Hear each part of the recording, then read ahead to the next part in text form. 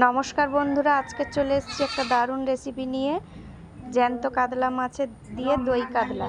এটা আমাদের ফিশারির জ্যান্ত কাতলা মাছ। দেখুন কাতলা মাছটা কাটা হচ্ছে। এদিকে আমি কড়াটা গরম করে কড়ার মধ্যে দিয়ে দিয়েছি তেল। তেলে দিয়েছি একটা তেজপাতা আর গোটা গরম মশলা ফোড়ন দিচ্ছি। এই যে গোটা গরম মশলা, দারচিনি, এলাচ আর লবঙ্গ দিয়ে দিয়েছি তেলের মধ্যে। দই কাতলা বানাতে কিন্তু একটু তেলটা বেশি লাগবে। এবার দিয়ে দিচ্ছি কুচি করে রাখা পেঁয়াজ আর দিচ্ছি একটা টমেটো কুচি। টমেটো আর পেঁয়াজটা ভালো করে আমি তেলের মধ্যে ভেজে নেব। পেঁয়াজটা যখনই লাল লাল হয়ে আসবে তখন এর মধ্যে দিয়ে দেবো রসুন বাটা আর আদা বাটা। দেখুন পেঁয়াজটা লাল লাল হয়ে গেছে। এবার দিচ্ছি রসুন বাটা আর দিয়ে দিচ্ছি আদা বাটা। আদা আর রসুনটা ভালো করে তেলের মধ্যে আমি কষে নেব। যতক্ষণ না এর কাঁচা গন্ধটা যাচ্ছে ততক্ষণ আমি কষতে থাকবো। দেখুন মশলাগুলো আমার ভালোভাবে কষা হয়ে গেছে। এবার এর মধ্যে দিয়ে দিচ্ছি 1 চামচ নুন।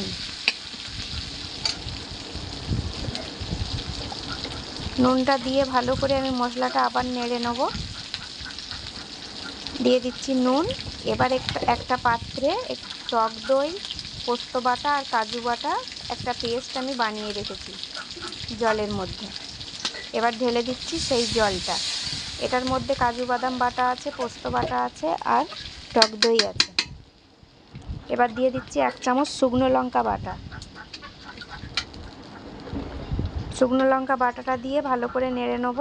আর দিচ্ছি 2 চামচ হলুদ গুঁড়ো। হলুদ গুঁড়োটা এবার ভালো করে আমি ঝোলটার সঙ্গে মিশিয়ে নিচ্ছি। এবার দিয়ে দিচ্ছি জিরে গুঁড়ো, পরিমাণ মতো জিরে গুঁড়ো দিলাম। দিয়ে এবার ঝোলটাকে ভালো করে ফুটতে দেব। আর দিচ্ছি অল্প করে চিনি। চিনিটা আপনারা পরিমাণ মতন দিতে পারেন, যে যেরকম খাবেন। দেখুন ঝোলটা ভালো করে ফুটে গেলে এবার আমি ভেজে রাখা কাতলা মাছগুলো ঝোলের মধ্যে ছেড়ে দেবো।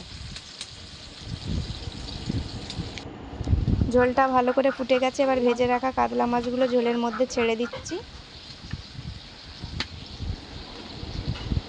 দিয়ে ভালো করে ফুটিয়ে নেব, কারণ দই কাতলা মাখা মাখা হবে। ঝোলটা একদম ভালো শুকনো করে নেব।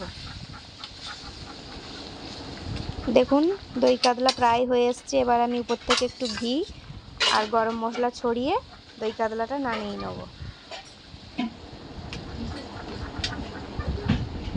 দেখুন এই যে দই কাতলা একদম রেডি। কালারটা কত সুন্দর এসছে দেখুন।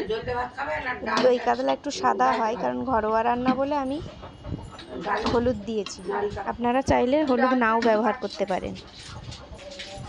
একদম রেডি টাটকা জ্যান্ত কাতলা মাছের দই কাতলা। এবার গরম গরম ভাতের সঙ্গে আমরা পরিবেশন করব। রান্নাটা কেমন হয়েছে সবাই কমেন্টে জানাবেন। সবাই সুস্থ থাকবেন, ভালো থাকবেন আর আমার চ্যানেলটি সাবস্ক্রাইব করবেন।